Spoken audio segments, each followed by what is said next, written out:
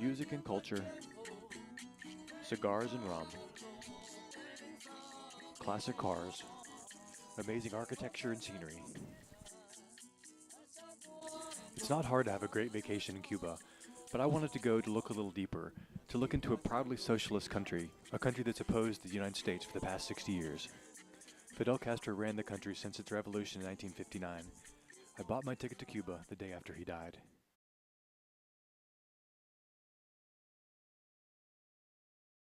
Traveling in Cuba isn't simple. Your cell phone won't work, and since your bank's not connected, you're going to have to carry cash. I used Skyscanner to find a cheap flight, and Airbnb is a good way to find an affordable room with a Cuban family. Both Google Translate and Maps.me have offline versions that you can use anywhere. Because my Spanish is limited, I chose a simple question to ask people for my video. How is your revolution? ¿Cómo es su revolución?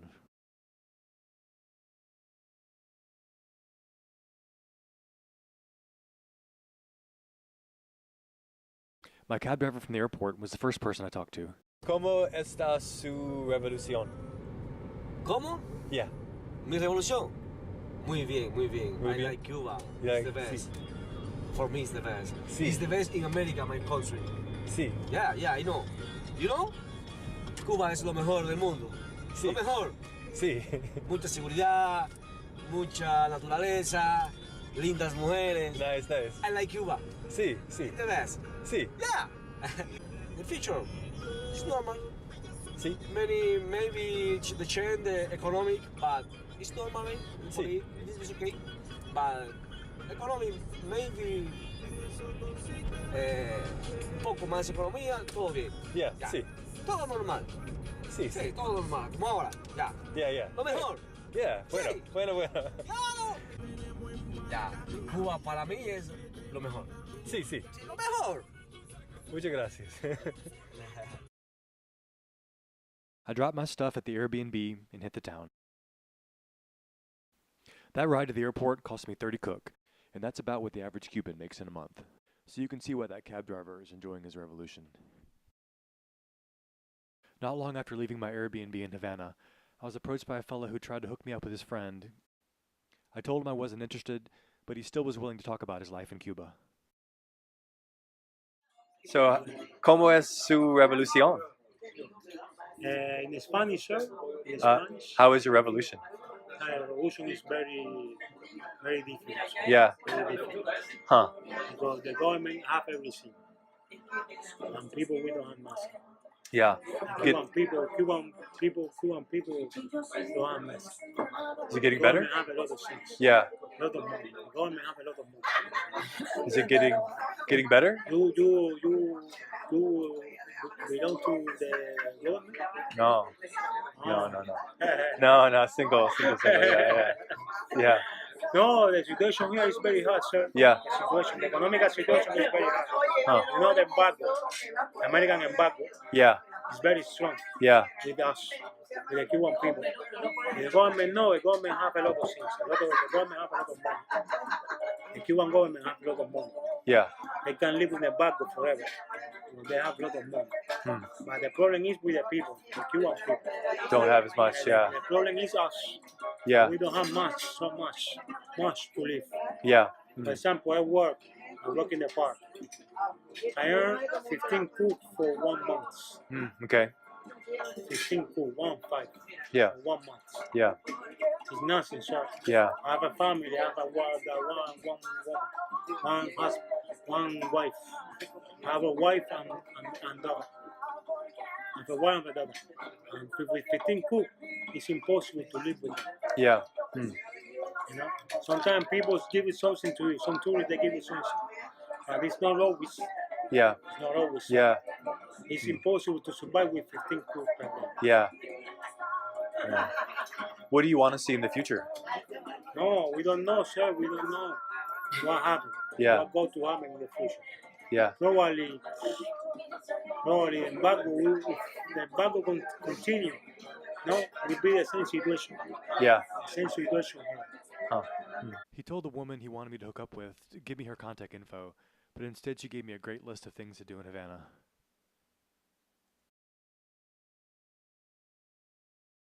In the airport, I met an engineer from LA who worked for Elon Musk's Hyperloop. She was in Cuba to surf and dance. We agreed to meet for a drink at the Floridita, one of Ernest Hemingway's old haunts. After a few drinks, we cruised around the city and went dancing.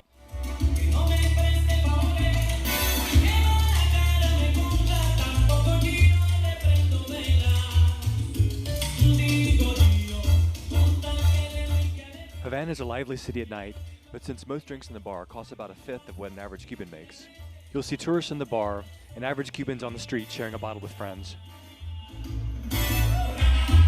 The art and architecture in Havana was really impressive.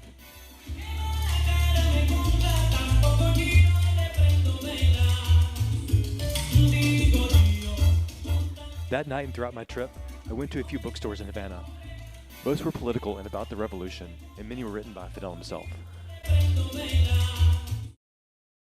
The next morning I had an awesome Cuban breakfast provided by my host for just $5 CUC. The first place I stayed was an Airbnb just east of the capital.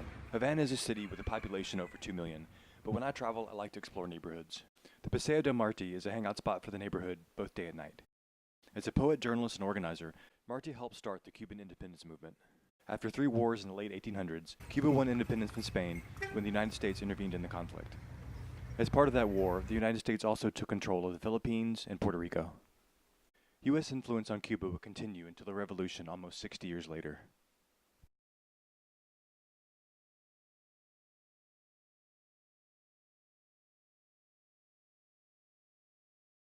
The Malecon is another community gathering spot. It's a great place to be for sunset. You'd think the People's Revolution would include a crosswalk or a curb cut for those less mobile, but those were exceedingly rare. This looked like a pedestrian vehicle crash.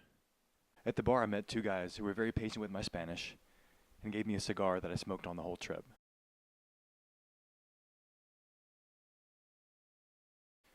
My second Airbnb room had a bit more charm than the first one.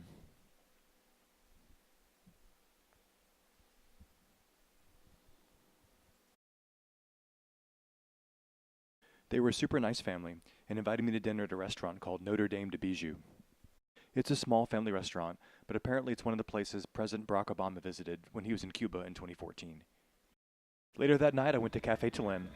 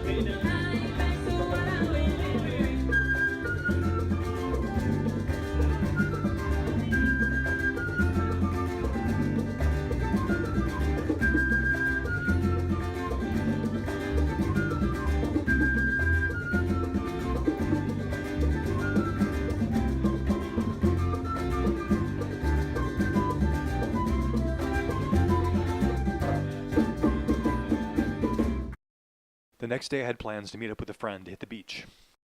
Since my cell phone didn't work, I just had to go by his house. He wasn't home, but a friend of his, who asked me to buy him a drink, was willing to talk about his life in Cuba. ¿Cómo es su revolución? Mi revolución es buena. Sí. Es buena. Es muy buena. Educación gratis, medicina gratis, los niños aquí están bien. Sí. Las personas están equivocadas con el tema de la revolución cubana. Todos los gobiernos tienen un sistema y cada cual tiene que adaptarse al sistema. Aquí los Castro tienen un sistema, Putin por allá tiene otro sistema, Obama tiene un sistema, Donald Trump ahora tiene un sistema. Y todos los presidentes tienen un sistema, hay que adaptarse. Es la ley y hay que adaptarse. Todos los sistemas tienen cosas buenas, todos los sistemas tienen cosas malas, pero de nosotros hay más bueno que malo. Es así. ¿Tiene familia en Estados Unidos? Tengo familia, tengo padres, tengo hermanos, tengo tíos, todo. Yo prefiero Cuba. Sí, prefiero, claro. Prefiero mi país. ¿Por qué? Lo amo con la vida, prefiero mi país, claro que sí. ¿Por qué? Porque no hay violencia. Lo que sucede en Estados Unidos con los negros, aquí en Cuba no sucede. Sí. Aquí lo mismo un negro puede ser ingeniero, médico, licenciado, piloto, lo que sea, puede hacer. Allí, si no tienes dinero, es imposible. Tienes que trabajar. Las escuelas allí, hay escuelas públicas, pero no tienen la misma calidad que la tienen aquí en Cuba las escuelas públicas. Y mil cosas. Sí. Lo que pasa es que hay que quitarle el bloqueo americano, ese bloqueo hay que quitarle en el banco, para que tú veas que los cubanos aquí están más contentos, más felices, entonces ya podemos viajar, con más, como se dice, en un mundo más abierto, como viajan todas las personas del mundo, y así. Instead of the beach, I decided to go to the Museo de Revolución. The plaza in front of the museum has been taken over by kids playing soccer. They use the benches as goals. The museum is located in the former presidential palace. It was last occupied by US-backed dictator Fulgencio Batista, who was thrown out of power by Castro and his revolutionaries in 1959. You can still see bullet holes from a previous coup attempt. It shows the scale of this revolution. Only 40 people were part of this raid. And only 82 fighters came across from Mexico with Che and the Castro brothers. They came in a pleasure yacht called Grandma. Trained as a physician, Che embraced militancy after watching a socialist Guatemalan government overthrown by US forces. Only 12 fighters survived the landing, including Che and the Castro brothers. And after 2 years of building a movement while hiding in the mountains, Batista was overthrown. For 30 years, Castro held near authoritarian power over his government, but Cuba was also one of a few governments in the region to resist US-backed regime change. As part of its revolution, Cuba sent teachers, doctors, and military aid all over the world.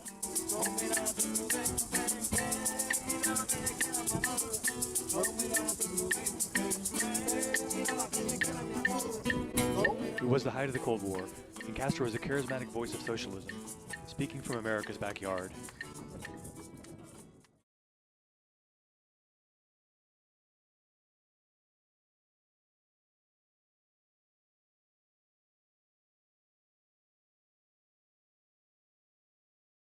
Outside the museum, a woman from Brazil agreed to talk to me about what the revolution meant to her.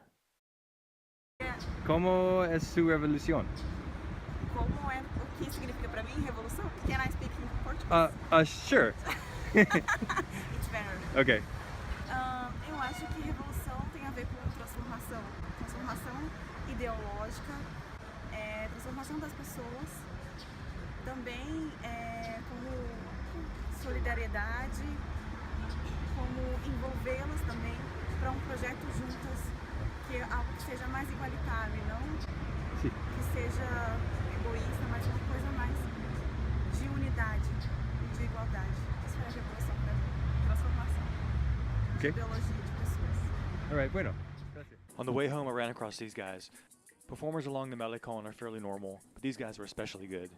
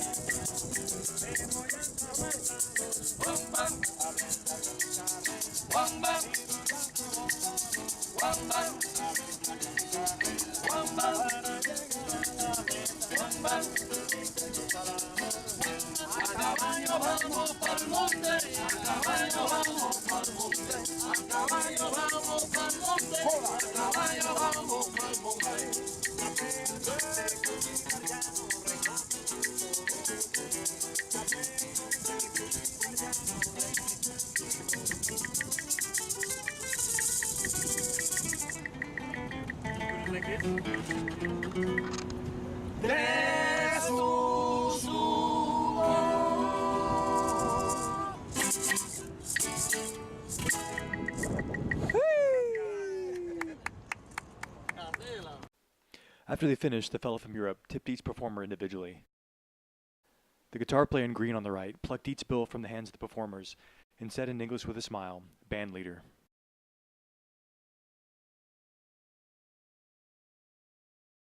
The next day, me and my friend Ross met up to go to the beach. He brought his cousin along. He suggested a beach about 20 minutes out of town, easily accessible by bus.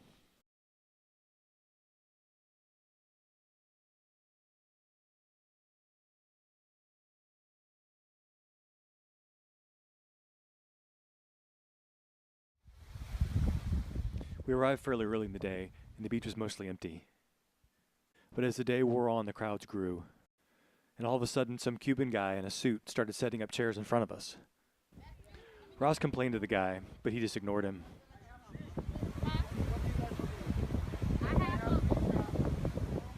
We were pretty annoyed at first, but I guess it wasn't their fault. They asked me to take a group photo. And pretty soon we were all taking photos. Somebody bought a bottle of rum, and the party was on. They were all from New York City, and some of them were children of West Indian immigrants. Ross is a salsa instructor with the Cuban government, so he started giving lessons.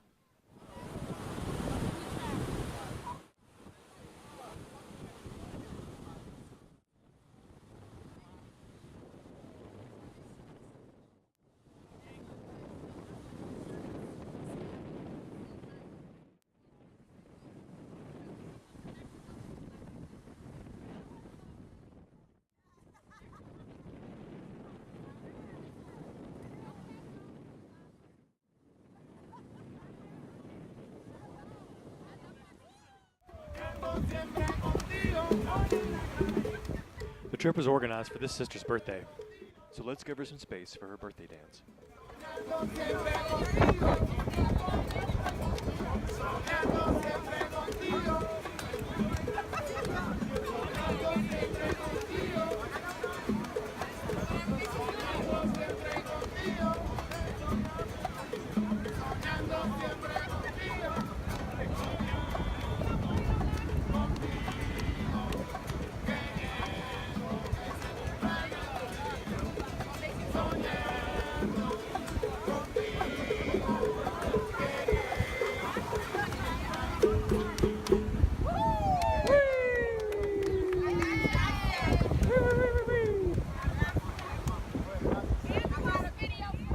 It's hard to think about the future of Cuba without considering the impact of tourism. Cuba welcomed 750,000 visitors in 1995. In 2015, that number climbed to 3.5 million. And between 2014 and 2017, arrivals from the U.S. alone went from 91,000 all the way up to 619,000.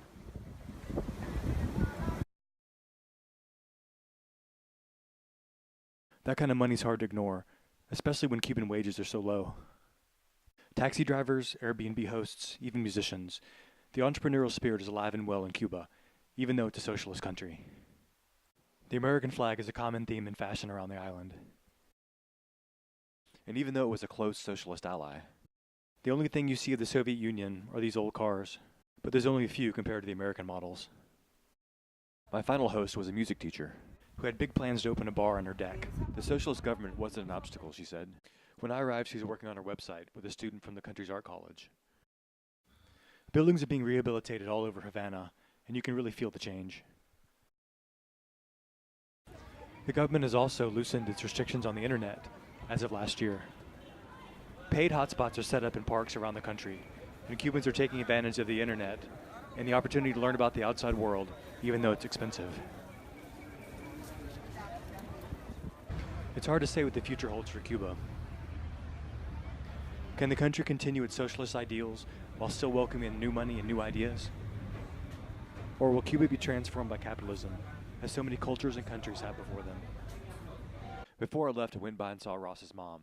I dropped off my Elvis shades that he loved. Cuba's an amazing place, but it's hard to have a genuine experience because everybody wants to sell you something. I don't blame them, but it's still annoying. Maybe it's less of an issue outside Havana. It was my last day in Havana. Several taxi drivers offered me a ride, and one, after I said no, asked me to buy him a beer. It was my last day, so I said yes. After a few beers, it was time to go to the airport. He led me to this amazingly restored piece of American steel. I did tip him for helping me find the car, but not the ridiculous price that he first quoted.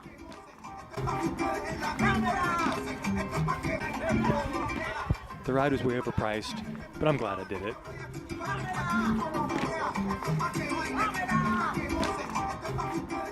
And even though the fever of capitalism has taken hold on Cuba, they still have free housing, free education, and free healthcare. Buen provecho con su revolución de sus amigos en Estados Unidos.